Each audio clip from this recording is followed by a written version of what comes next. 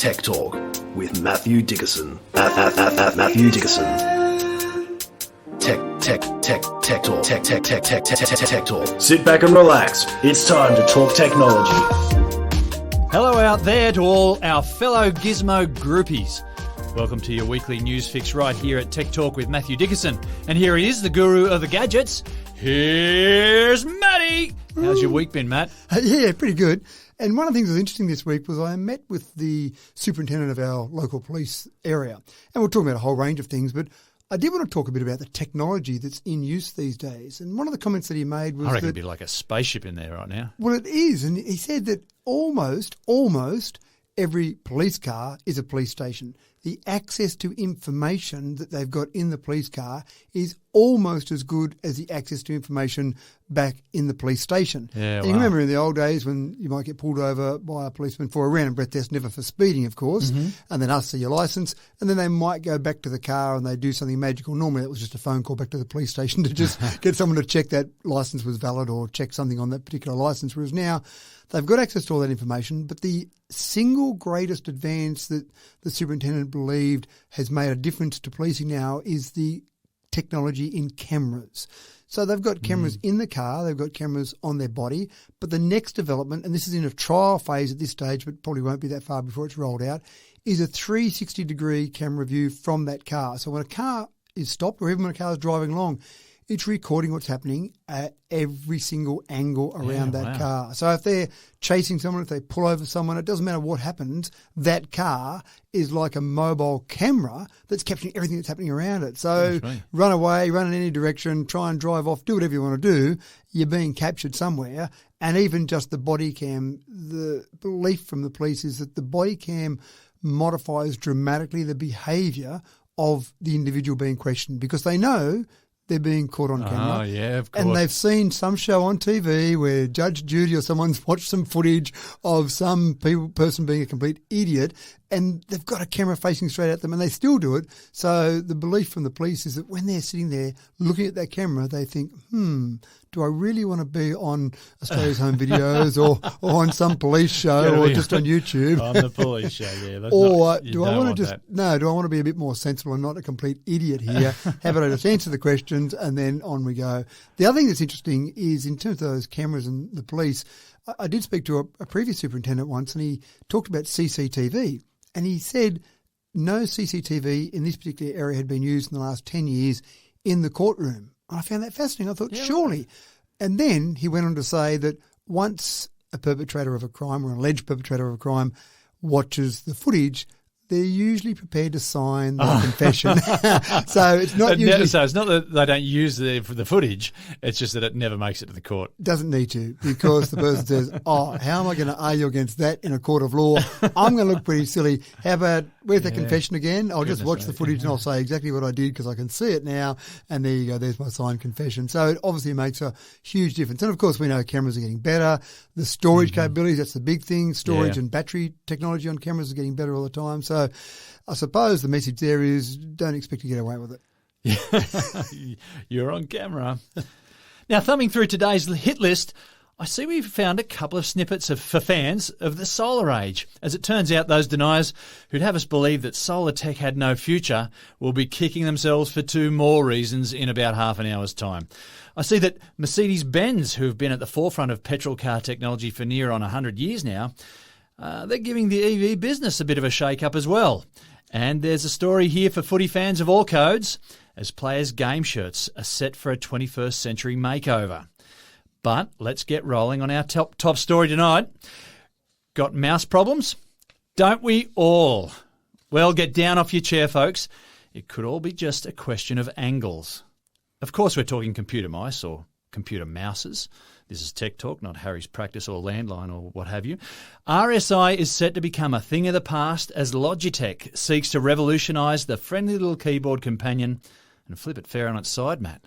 Absolutely flipping on its side. And it's interesting, it does it makes me think of that expression, build a better mousetrap and the world will be a path to your door. Of course, that's a normal mousetrap for a animal version of the mouse we're talking about. I always remembered as build a better mousetrap and Mother Nature will build a better mouse. But anyway. Well, that's absolutely right as well. Because Mother Nature hasn't built this. No, Mother Nature hasn't, but Mother Nature's built us, which has built this. But there's 4,400 mousetrap patents in the US. So obviously people have tried to build lots of better mousetraps over the years. But in terms of mouse that we use on a computer, we've seen some developments in some areas, but it's still that same basic concept where you've got a physical device that you hold your hand over more or less on a horizontal plane and then and obviously sit it on there. Now, things have progressed. Obviously, we used to have the old ball and the original mice that was really good at collecting lint off your desk. If you had any lint or dirt there, roll that around for a while, then you turn it over and go, oh, look at all that stuff collected. We've got different ways of tracking movement now. Laser mice obviously are very efficient, except on glass. I find sometimes in a motel room when you've got that glass desk, you just can't use it on. Yeah, that's right. So you've got to find a bit of paper to sit it on there. But that's progressed. The number of buttons on the mouse, they've progressed. We went from a single button to a couple of buttons to now a button for your thumb. A little wheel there as well. I love the wheel. But this is actually called a vertical mouse. Now, when I first saw this concept of vertical mouse, I imagined the whole idea that you lift it up, for example, to go up the screen. And it's quite amusing, but I've done training in years gone by for some of our older residents. And when you sit down with someone and they've never used a mouse before and you say, move the mouse up the screen, they do lift the mouse up. So when you start to break it down, and I've actually seen this almost thought process as they go. Surely not in 2022, though. Well, it'll be hard to find someone who hasn't used a mouse now. And this is some training I've done many years ago. Okay. So back in the 90s and early 2000s, maybe. Yeah, but it is actually quite unnatural. When you move a mouse horizontally across the desk forward, and that translates to a vertical cursor going up the screen, it's not natural. It's a bit like the rub the tummy, pat your head sort of idea. You have to be taught that, That has to, once you learn it, it becomes natural. But and I've seen it in training courses where I've said to people, move it up, and that's what they do. They want to move the physical mouse up. So I imagine when I started reading about a vertical mouse that's what I was going to see. Finally, a mouse we move through the air. But it wasn't that. It's actually just changing the angle of your hand. So rather than have it horizontal on a desk, turn it, if you imagine, not quite 90 degrees, but getting close to 90 degrees around. Sort of like a handshake. A handshake, exactly right. If I was shaking your hand, about the angle my hand would be, and that's how this mouse sits. The idea is, as you mentioned, RSI. Less RSI, the hand sits there more naturally because you're not twisting your hand over and your wrist and obviously your whole arm there. It's at a more natural angle. You've still got a couple of buttons for your pointer finger and your middle finger. You've still got a button for your thumb. You've still got a scroll wheel. So all those things are there, but it's like the mouse has been turned on its edge. Yeah, right. Will this be the mouse that we'll all be using in 20, 30 years' time, in 2 or 3 years' time? Who knows? But the early reports, and these are generated by the manufacturer, so take a grain of salt and dabble on top. But the early reports are that it does reduce not so much the RSI, it's probably too early to tell that, but just reduces the fatigue that you experience in your hand as you use the mouse and move the mouse around. So it's an interesting concept because we haven't really seen much of a shake-up. 1964 was the first mouse. It wasn't really in common usage till about 1984. Did you say 1964? 1964 was the first mouse. That was the first mouse that was created, the first prototype. I think that patent came through a few years later. Around about 1970 was the actual patent, but 64 was when they designed that first mouse. But mice didn't really get used until, I think it was the Macintosh, wasn't it? Yeah, 84. I'd say early 84, probably January 84 it might have been, when Apple introduced the Mac. Obviously that graphical user interface for a PC was big. And then, of course, Windows the next year, 1985, Windows 85, of course, came out. Towards the end of the year, if I had to guess, it would be probably November 85 was when Windows 85 came out. And so that was really the start of you and I, of normal users using a mouse. Before that, there were some computers that were using them in certain examples. But yeah, essentially, you had that graphical user interface. That's when we started seeing that mouse. But it really hasn't changed much. Even go back to 1964, the concept and how we hold our hand has been about the same until now, until we've got the vertical mouse. So keep an eye out for that. That's a revolution. Give one a go and just see how it goes. I think it's worthwhile having a play with and just seeing how it feels. Yeah. Interesting. Very interesting, yeah. Now, Matt, I've got a question for you. When do you reckon numbers first started to appear on the back of footy jerseys? On footy jerseys. Now, it depends what you define as footy jersey. Okay, well, footy, let's say any sort of football. Soccer, rugby league, rugby union, Aussie rules, American gridiron. Yeah, so rugby league, I reckon it appeared in 1908. Did you? That's Did my you guess. reckon? That'd be my guess. Have you done some research there? Well, I've No. done a bit of research. I'll tell you that rugby league was with the first set in Australia. Yep.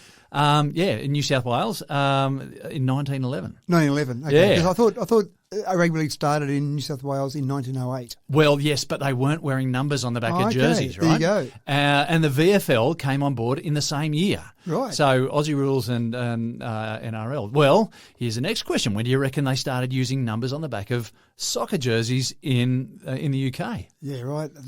Well, probably wouldn't be long after. It'd have to be 1920s, 1930s. Well, 1928 in you fact. And then the US came on board later on in the 50s. I think it was about 52 that they came on with their numbers on the back of the jerseys in gridiron. And I suppose from a spectator perspective, you wanted it on there as early as possible in the grandstand so you could actually see the players. So I'm surprised it's So you could work out who was who and whatnot. With TV audiences, it's probably not as important because you've got commentators telling you the player's name and you can see them up much closer. That's but when right. you see in the grandstand, I thought it would have been much more important 100 years ago than maybe today. Well, it's it's been a big tradition. And I guess you're asking folks, where am I going with all this? James, where are you going with all this? Well, at a professional level, numbers, they've become a little bit obsolete outside of tradition. That's at the high levels, as you were just saying. So fans and commentators and umpires, they all use names now. Even the umpires, they're not really taking people's numbers so much as they know the players' names. So in the US college football competition, some teams are now going for, get this, QR codes and Twitter handles. Matt, I've got to ask the question, what the football? So this is the University of Central Florida. Now, they did actually try Twitter handles last year on the back of players' jerseys. Again, the logic, I suppose, here is that if you're watching them on TV, you don't really need this big number to go, let me look in the program. Number 28 is Billy Bloggs. You can see them up close enough watching on TV that you can see the player and you can see the actual player's name. So they tried Twitter handles, and this is a way to help the players promote themselves, because if they came to this particular university, then they might have a better chance of some of the self-promotion or some contracts down the track. So they thought Twitter handle might be a way to do it. They found it didn't work that well because it didn't necessarily tell the person their name. So your Twitter handle may be, I am fantastic at science, but it may not be James Eddy. So you had to kind of link the two together. Yeah, right. So they've gone an extra step. They've said, let's put the name back on the jersey and let's go for a QR code on the jersey. Yeah, isn't that amazing? It is. Now, I'm intrigued by this because I think if I'm in the grandstand, I've got no hope of scanning a QR code of a player out in the field. So almost forget about that. If I'm at home watching on TV, maybe I could see up close on a jersey and I could actually then scan the QR code. Well, a lot of TVs can pause as well. And Oh, exactly right. So the QR code is a bit useless if I can't scan the QR code. So I think it sounds like a marketing ploy to get you and I to talk about it on Tech Talk. That seems like the basis of all of this. Yeah, so, and we are talking about their football team now. That's right, exactly right. Who knew that we were going to talk about UCF, the University of Central Florida's football team, except the fact they've got QR codes on their jerseys. But it's the way things are going where you want access to information. So when you scan that QR code, what do you get? You get all this information about that player. So if you think, gee, I haven't seen that player before, he looks like he's playing really well, I wonder who he is and what his background is. You scan the QR code, you find out previous teams he might have played for, or you find out some information about him, where he came from, all sorts of information, which is really important to help market that individual player and hopefully get that bigger contract or even just some marketing dollars, for some sponsorship dollars, whatever it might be. But this is where we're headed now. We're going to QR codes. Well, maybe we have pre-game and post-game rituals where the players have to stand still for a little bit and just with their back to the camera. And so people can choose which QR code they're going to scan. Right. Yeah, right. A graphic comes over, scan me or something. Half time. Everyone's got to line up and wait for the camera to get a good shot of their back. Well, and the manager that was actually talking about this at the announcement had a QR code on the front of his shirt. So he was on message, obviously, with that. But that might make more sense. If I walk up to a player now and I say, get me an autograph, well, that's a bit old-fashioned. It's all about a selfie now. So getting a selfie with the player, and if they had a QR code on their front as well, you'd be able to look at more information about that particular player later on. So it's different. I think it's a bit of a marketing gimmick. I don't see great practical usage of it, but it's one of those things, James. We now know what a QR code is. The world knows what a QR code is. Let's use them. So in another 50 years' time, there'll be some people talking about, so when do you think the first QR code was on the back of a jersey? On the back of a jersey. Note it down, folks, 2022. Now, in retrospect, all the greatest innovations seem so obvious. The things that really are worth picking up, well, they just make sense, and you wonder why you didn't have that thing years ago. Matt, as a pair of keen gadget watchers, it's like the next big thing is just staring at us in the face, jumping up and down, waving its arms. It could be worth millions of dollars, but I'll be blowed. I can't see it. What am I missing now? Why didn't we think of this one, James? Charging up batteries for various devices. You've got the battery, you've got the device it's in, but finding that charger when it's a proprietary charger is always a pain. There's always a different battery for each different device. So annoying. Why not build the actual charging port into the battery? Doesn't that just make sense? And cut out the middleman. Cut out the middleman. That's exactly right. Can't believe we didn't invent this ourselves. That's right. Don't try and find that charger, plug straight into the battery, and then more importantly, how charged is it? Well, obviously the charger tells you how charged it is, but why not just put a couple of little lights on the battery itself so you can press a button and just get a bit of an indicator about how charged that battery is? It just seems so obvious. And why hasn't everyone done this? That's right. So this is exactly what Nightcore have now done. Now, Nightcore specifically make batteries that suit the Sony camera range that are obviously a third-party battery, not the genuine Sony battery.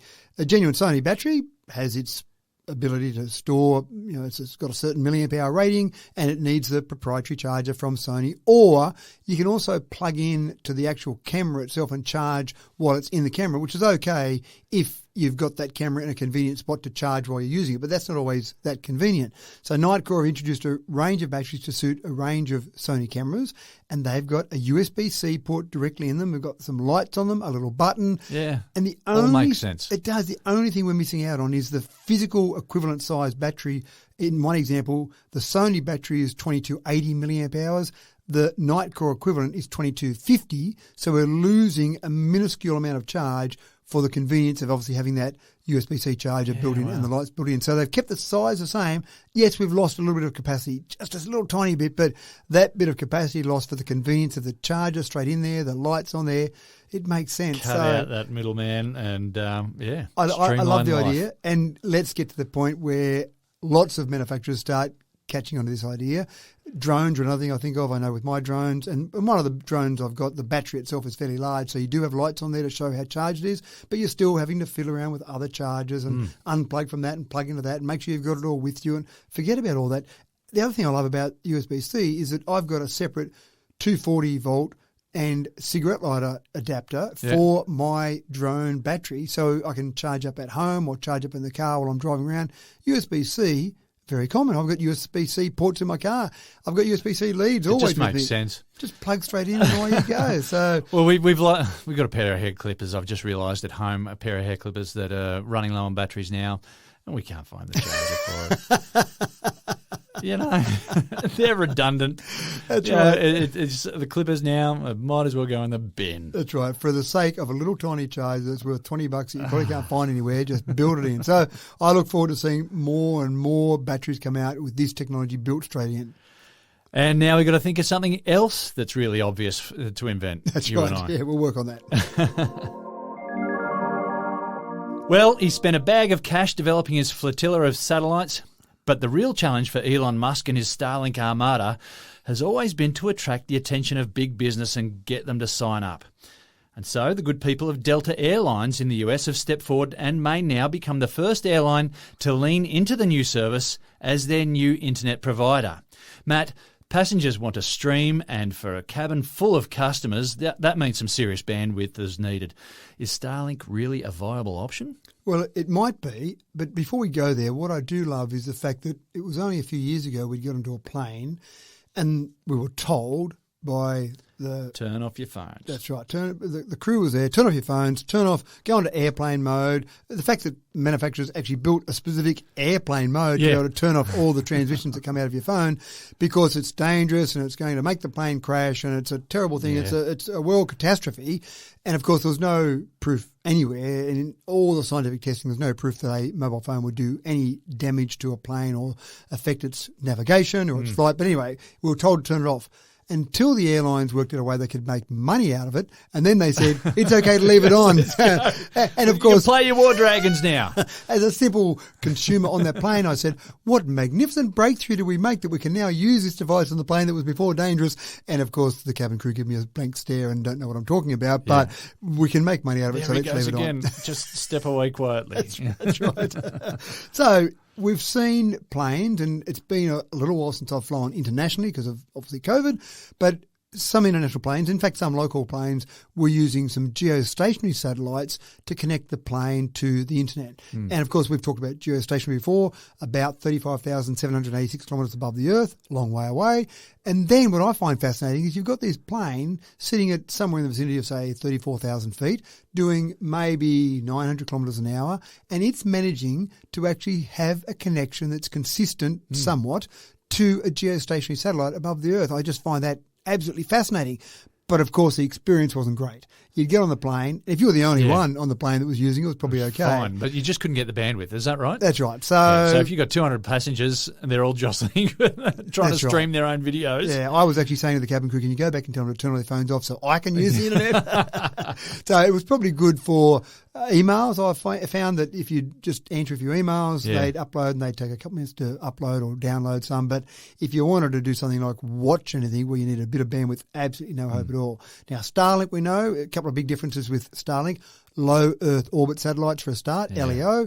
They're around 300 to 500 kilometres above the Earth, so not 36,000, a few hundred kilometres. Yeah, so that signal's only got to bounce backwards and forwards a short distance. Exactly right. And then lots of them, because, as we know, geostationary sits at one point above the Earth. Yeah. Low Earth orbit are spinning around. And these are around once every hour and a half, I think. It depends exactly the height, but around that sort of time frame. And then lots of them, for two reasons. One, you want to have consistent coverage, so you don't want to wait another hour and a half before you can get on the internet again. But also, with lots of satellites, you can increase that bandwidth. So that's fantastic. So now, Delta is the first airline that started these trials where they're going to connect to Starlink, and they're doing the trials with that, but presumably at some point in the future, we'll get on a plane and we'll be connected, not knowing, we'll be connected to the plane's Wi-Fi, but that'll be connected to a Starlink satellite. Now, I still find the technology fascinating where you've got a Starlink satellite going past at a fairly rapid rate, and you've got a plane going along at, say, 900 kilometres an hour, whatever the rate might be, and to have a connection between those two. And if you looked at a Starlink satellite dish that you'd put on your house, it's not a little tiny thing. It's a reasonable sized device. Now, they don't go and stick one of those satellite dishes on top of the plane. Mightn't be that aerodynamic, but just that connection is fascinating. So let's not talk about that in depth, because that's pretty cool technology there. But just the fact that you'd be able to have all these people on a plane, and they're talking about the fact that you can get streaming service. Now, Netflix, for example, recommends about 5 megs per second for a good streaming service. Multiply that by maybe 200 passengers, you need a fair bit of bandwidth there to have all these people on the plane. Now, realistically, not everyone's going to be using streaming service on the plane at the same time. But if they're building this to say that we can have this, and let's go further than that, you start to go on Airbus A380, you're talking about more than 200 passengers. You're talking about up to 500 passengers. So, wow, trying to get... They all want to play Fortnite or that's right. Call of Duty or whatever.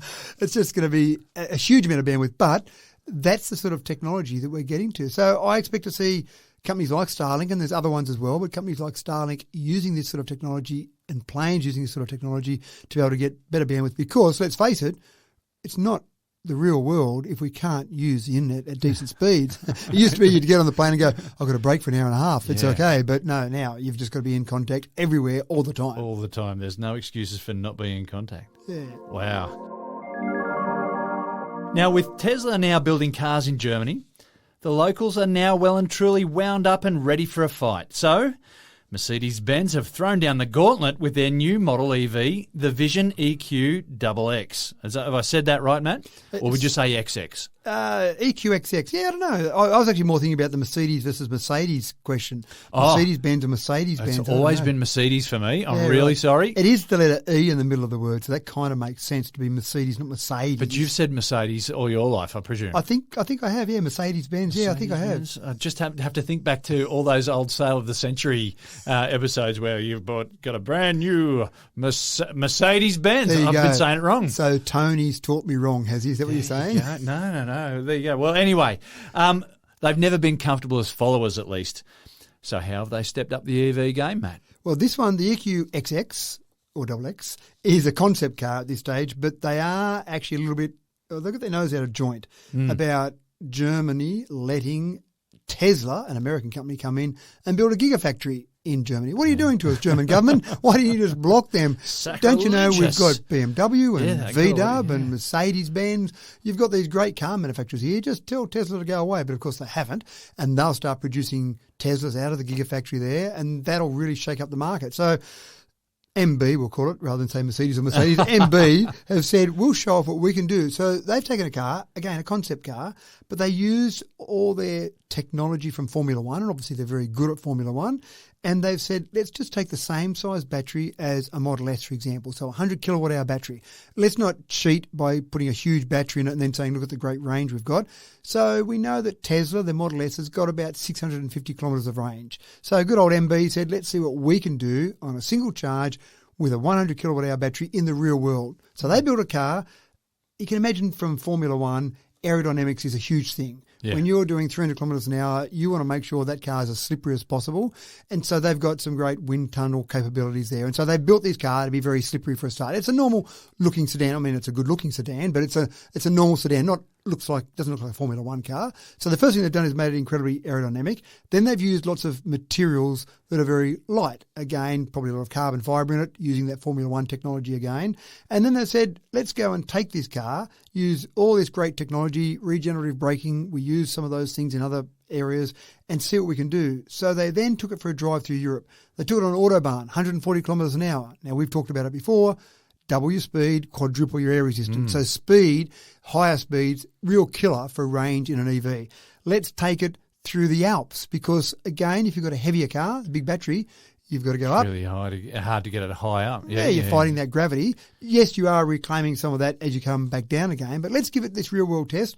So they did a test. They went to 140 kilometres an hour. They went through the Alps. They had an average speed of 87 kilometres an hour. And they got to 1,000 kilometres and said, we've still got about 100 Ks, a bit more than 100 Ks left on the range. So they're talking about a car with 1,100 kilometres of range out of a 100 kilowatt hour battery. Now, most EVs, when you talk about fuel consumption in a car, you might say 5 litres per 100 kilometres is pretty impressive. 10 or 15 might be an old V8, whatever. The number that you normally hear around EVs is 20 kilowatt hours per 100 kilometres seems to be a number that many cars use. So when they're quoting their range, if they've got, for example, a 60 kilowatt hour battery, they might get to 300 kilometres. If they can do a bit better than that 20 kilowatt hours per 100 kilometres, then obviously they get a bit better range. But this, we're talking about a 100 kilowatt hour battery and getting 1,100 kilometres, then you're starting to get an incredibly efficient, you're talking about better than 10 kilowatt hours per 100 kilometres, which is kind of half what other manufacturers typically have as a norm, if you like, of that 20 kilowatt hour. But in all practicality, here in somewhere like New South Wales, that you are going to drive a certain distance, and maybe after 400 kilometres, if you'd pushed yourself that far, you might stop and get a charge. That would at least give you a chance to give a top-up charge to go some further distance. I think the excuses are getting less and less. Oh, they are. And you're absolutely spot on. People do sensibly drive smaller distances and either go and have a coffee or go to the toilet or fill it with petrol. So you want to break that drive up, and that's what happens with an EV, I know in my experience. You do those drives, you might only go 200 kilometres, have a little break, just a 5-minute break, quick top-up charge, grab a coffee, keep going. Yeah. But again, people have this thing in their head. I want to get 1,000 kilometres. I don't know why 1,000 is such a magic number, but it's got 4 digits as opposed to 3 digits in it. Sydney to Melbourne in one hit, and I don't want to stop. Well, in fact, not many petrol cars could do that, but you could now in this particular car. Yeah, wow. When they even went as far as getting Bridgestone to make them special low resistance tyres or low rolling resistance tyres to make the range even better. So every little trick they could come up with, they've done. Now, I don't imagine they're going to release the EQXX in its current form. I think they're showing off what they can do. Look at us, we're MB, we can do all sorts of exciting things. But Tesla can build their cars here, but we'll build something better. that's right. But I think, and they've got a few EVs coming out, Mercedes-Benz, but I think what we'll do is we'll see some of the technology that's been used here in some of those production models. I mean, things like low rolling resistance tyres makes sense. So why wouldn't you have those? I know Tesla has Michelin tyres, but they have Michelin tyres that are their normal tread, their normal tyre, but there's a special code when you order new tyres for a Tesla that's the Tesla version of those same Michelin tyres. The difference there is they actually have some foam inserted inside the tyre. They're more worried about noise than the rolling resistance. So that just reduces the noise, because when they did their testing, they found the car's so quiet, people actually hear the tyres more than they would in a normal car. So they put some compression foam inside there just to reduce that noise. So there is a special tyre that has been developed for Tesla, but not low rolling resistance. So all these little tricks there, yeah, we'll see maybe not all in one car apart from a concept car, but maybe all in different models as we go forward. The other thing they've done, which is something that everyone asked me about, in fact, over a recent weekend I was over visiting some of my relatives, and the first thing they said is, oh, you've got an electric vehicle, how come it doesn't have solar panels on the roof? And I told them the old magic surface area is the reason they don't. But this car actually had solar panels on the roof, but all the solar panels were used to do was to power some of the technology in the car, some of the things that ran off battery, but they power the tech rather than trying to recharge the battery, because you just don't have enough surface area to do anything decent with that surface area you've got and the size of the battery. Yeah, very interesting. And trust the Germans to put their just their heads to the drawing boards and come up with a new way of doing stuff. Well, a slightly better way of doing stuff. And the exciting thing for you and I is that while the Germans get their nose out of joint and they want to try and outdo Tesla, we know VW is very focused on being the number one car manufacturer in the world. Tesla's still there as the leader in EVs. All this competition, absolutely fantastic, because it'll just drive innovation and make it better for you and I. Fantastic. Drone technology has certainly brought another level of cinematography to home movie makers and TikTokers alike. They've brought that level of scale that was unheard of a decade ago. Yet a good shot still requires a fair bit of skill at the joystick. Well, maybe not for much longer, though. Matt, the big panning shots and the sweeping super zoom shots that used to be reserved for the big budget movies are now at the fingertips of Joe Normal. Yeah. Look out, James Cameron. This is excellent, because I know when I fly my drone, if you do try and have some motion with the drone and you're flying along and then you want to change the camera angle, there's a fair bit of practice you've got to get things happening, because you've got on thumb and fingers on one side the flying forward and the up and down, and then you've got on the other one the camera angle you want to have to get that smooth motion. And what mine normally looks like is there's a bit of flying, oh, there's a bit of camera movement, oh, there's a bit of flying, there's a bit of camera movement. So you've got to practice it a fair bit. And when I've seen professional pilots or drone pilots there, you do see their fingers going all over the place and you're going, wow, that looks pretty impressive. So I don't want to go and spend all that time practicing. I don't want to just fiddle around with all that. I'd rather get someone in to do some drone footage for me. Or now the new Skydio 2 Plus. What you can do with this particular drone is you can map out a full route that you want to run or fly with that drone. So you say, from there, take off, fly to 20 metres above the ground, then move forward 100 metres, then turn around there, sweep around there. So you map out a route. And then you say, and I want the camera to be focused over here, or do a sweeping shot over there as you go. And obviously it does it all very smoothly. So you map out the route on your phone, or you can do it on a computer. You say, there we go, I'm going to do all that. There's all my camera angles. Go. And it takes off, it flies along, flies the route that you prescribe for it, does these beautiful, smooth cameras, doesn't have the jerky, I'll fly now and then move the camera now. And you look at it afterwards, and I've seen some footage done on one of these where it's actually just been programmed by an amateur, someone who didn't have any experience with flying a drone, and you looked at it and you went, wow. Pretty special. That was a professional drone pilot there. So let the technology do what the technology does. It's got all the normal things you'd have in a drone. You can fly it like a normal drone as well if you want. And it's got the obstacle avoidance in there. And actually, my kids bought me for a Father's Day a few years ago a beautiful new drone. It was a fantastic drone, paid lots of money for it, and it had obstacle avoidance. The first one I'd had with obstacle avoidance. So it had a follow me feature where you could just track it on your image or a car or a bike, whatever, and then it would follow you. So I went out somewhere to ride my mountain bikes and a few trees around. I thought, oh, cool, I'll get it just to follow me along. This will be really cool. So I set it up, put it up in the air, focused it on me, and then put the controls down and then started flying, riding along on my bike while it followed me. And it worked fantastically. And then I heard it beeping. And I went, oh, that's interesting. Oh, well, it's got optical avoidance. There's a few trees there. It'll avoid those. And then I heard it crashing.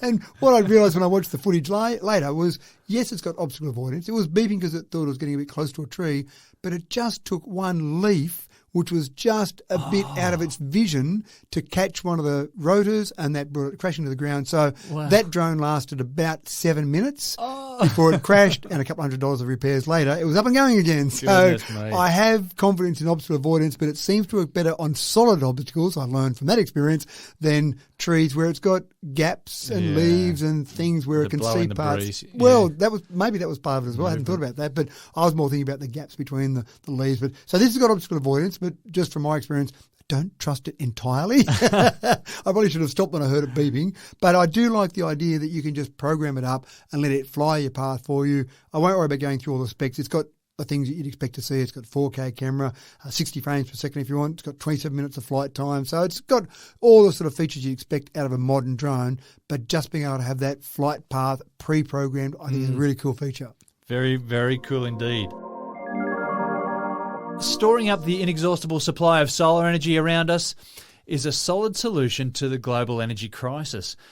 But this story is not about solar voltaics, is it, Matt? No. We're looking at storing the sun's energy for up to 18 years and then later converting to electrical energy on demand. This is crazy. It is crazy. So I'd never heard of it before. It's a system called MOST, Molecular Solar Thermal Energy Storage Systems. Sounds like something you'd read about in a comic book. It does, doesn't it? It's something like that, because I'd read that and I had to go back and read it again. Storing up the sun's energy. And I don't even know how they got MOST, because Molecular Solar Thermal Energy Storage System sounds like MSTESS, and they've somehow summarised that to MOST. But anyway, I'm not going to argue with them. Just go with MOST. That's right. They've come up with the technology. What they did as a little experiment was they actually captured some sun on effectively one side of the world, Sweden. They went and did a bit of solar collection in Sweden, put it into this particular, and I'll get into the technology in a moment, into this particular device. Then they packaged it up and posted it over to Shanghai. They've got a partnership with another university in Shanghai, and then they took this particular component that was sent over there, hooked it up to their devices, and then extracted the solar power from that. This is ridiculous. It is. This is the stuff of Marvel Comics. It is. And so you just think, well, that's just a battery. You could package up a battery over in Sweden and send it off to Shanghai. Big deal. The difference, or the major difference with this one, is that it doesn't lose energy like a normal battery would. It can store, they say 18 years. Now, I don't know why they picked 18 years. I think when I've read about it, it seems like it could store it for almost forever. Forever's a long time, but 18 years. There's no decay rate involved? No, it didn't seem like there's any decay rate, so I don't know why they picked 18 years, but I think it was just to demonstrate that it's a long time. Yeah, right. It's not like a battery that might decay a few % per month, for example, and then you send it and wait a few months and that's it. So you could catch the sunlight on your child's birth and then give it to them for their 18th birthday. I like that. There's That's a present. Cool. Yeah. So what it is, it's a molecular structure of carbon, hydrogen and nitrogen. So when they're hit by sunlight, they change shape into a different isomer of that particular molecule. And that's where it stores its energy in the way it's changed its shape. Okay. So unless you change that shape back, it should keep that energy again forever, as far as I can work out. So some sort of stimulation to then change it back. That seems to be, and then that releases some energy in doing that. Now, what it does is it releases that energy in heat. So the first thing you think is, well, that might be cool for heating things. If I've got a cold environment, I capture the sun in Sweden in summer, and then in winter I release that energy back into my house as warmth. Well, that sounds great, but of course you can also use thermoelectric generators that take heat and generate power from that heat, and they can be done in very small. So you can actually have this one component, one device that will capture the sunlight, and by having a thermoelectric generator in it as well, release that sunlight as electricity when it's needed, all built into the one device, and store that energy for, well, as long as you like, within reason. But I do love the idea of capturing sun at the birth of someone, and then there you go. There's your idea for today. There's your marketable idea. go and sell power for people that want something to give their child at their 80th birthday. Forget about the bottle of Grange Hermitage. It's now here's some electricity from when you were born. But these are the I'm thinking, just storing some sunlight during the summer and then using it during the winter. As an energy source. And I wonder just exactly how much energy you're able to convert there. But anyway, sorry, I digress. Well, no, that's all those are relevant things. Now, the chip itself is very thin, so you could actually incorporate this into things like headphones or watches or mobile phones. So you could actually build the capture and then release of that energy into the device itself. But I imagine it'll be much larger things. And the experimentation they're doing at this stage is at a small scale, but a lot of these things you can scale up. If you're just changing the molecular structure of something, then surely that's fairly scalable. It's not like there's any limiting factor in that. Maybe the way they generate the heat from it may be some limiting factor in there. It may have to be contained in certain thicknesses. But the reality is that this sort of technology is being developed, and it's the old story about when people say, oh no, the sun doesn't shine at night, and we go, oh no, it's not raining, I can turn the tap on and get water. How is that possible? What a miracle that is. So these sort of technologies will be developed so that we will be able to generate power when the sun isn't shining, even though it's solar power. That is so cool. And while we're on the subject of solar power, we've got some great news about solar voltaics as well. Records are made to be broken, and developers have just done that in terms of solar cell efficiency. Matthew, what's the new benchmark for solar cell efficiency now? Well, it's actually interesting. It's the solar cell efficiency of a certain type of solar panel. So normally we've used silicon in our solar panels, and they're pretty good. They're getting up around maybe 30% is the kind of absolute maximum you see there. That's what I thought it was, yeah. And most researchers say that's pretty much it. Using silicon to create those solar panels, 30%, maybe someone will squeeze out an extra 0.5%, maybe somewhere, but you're not getting a lot of return with all the research and development being put into it. 30%'s it. But what we really want to do is be able to work out ways to build solar panels that are cheaper and faster maybe to produce, and then try and get those efficiencies high. So we've now got to the point where we've got something called a tandem solar cell that's just hit 24% efficiency. The previous record was 20%. This one here is 24, which obviously is better. Still not quite the same as silicon, but the big advantage of these, they're made, it's a perovskite. Is that the right pronunciation? Oh, I've never heard of that one before. Yeah, right. Perovskite organic tandem cells. So they used to have an efficiency around 20. They've made it up to 24% now.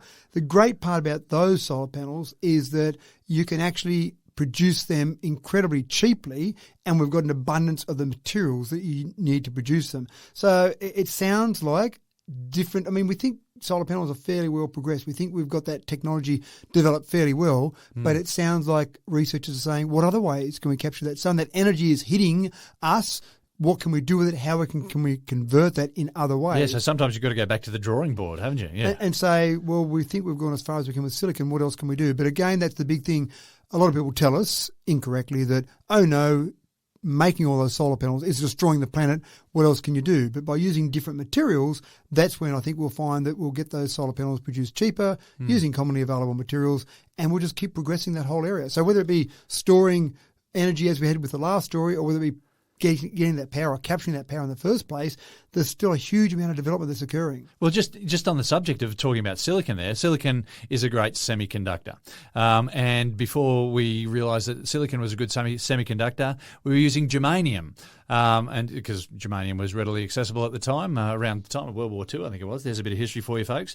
And then we realised, oh, hang on, well, silicon appears on the same same column, same group on the periodic table, and so they tried it with silicon. And so silicon became the material that we use for our solar panels because it was so readily accessible in sand and whatnot, and it behaves like germanium. Well, it's all about just finding some other new material that's going to do the job a little bit better than what last one did. And people talk about silicon, you say it comes from sand, and so it's commonly available, there's lots of it around, but actually getting it from sand on the beach, go and pick up a handful of sand and turn it into a solar panel. That's right. There's a bit of work to be done there. And I think with using some of the organic compounds that we're talking about here, that's where that production phase seems to be a cheaper and easier process to turn it into a solar panel.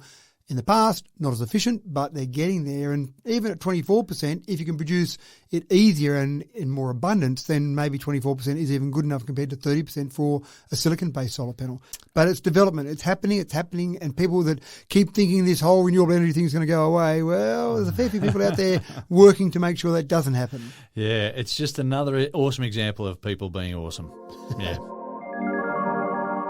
Speaking of being awesome, or at least not being awesome, dodgy scam texts are now a commonality. They come in daily. And they only need to catch you in a weak moment, a fleeting lapse of concentration, and bam, you've accidentally opened the link and let the mongrels in. It happened to me last Friday night, in fact. I was distracted. I got a text from a friend which seemed legit, and if it wasn't for a quick follow-up message of warning from a husband, well, I would have been the next statistic. My brain wasn't firing like it needed to be. We all need a bit of help, and thankfully service providers are now stepping in to catch at least some of the filth, Matt.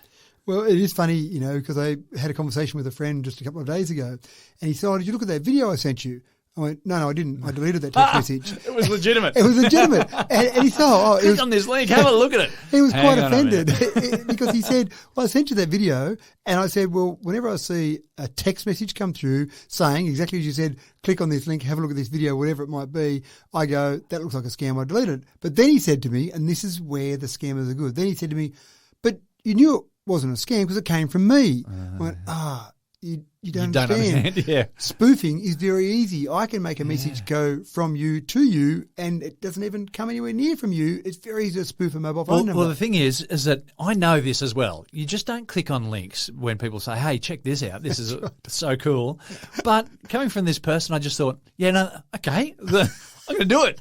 And, as I say, I was probably a bit tired Friday night or whatever, been a big week, and just. Yeah, it's easy to do. And again, the scammers, the psychology they're using, it's, have you seen this video? Are you in this video? Is this you in this video? Look at this video. And of course, curiosity kills the cat. We want to look at that. It's so easy just to click on that link. But what we're seeing now is Telstra, the major carrier in Australia, is rolling out an SMS scam filter. Now, they're looking for a few things. They can't just look at the number that it comes from, obviously, because they can spoof any number. So they could block your number because you sent, or someone spoofed your number and sent a scam message, so then they block your number. Then you can't send any more messages. You try and send a legitimate message, no one will get it. So they've got to look at a few things.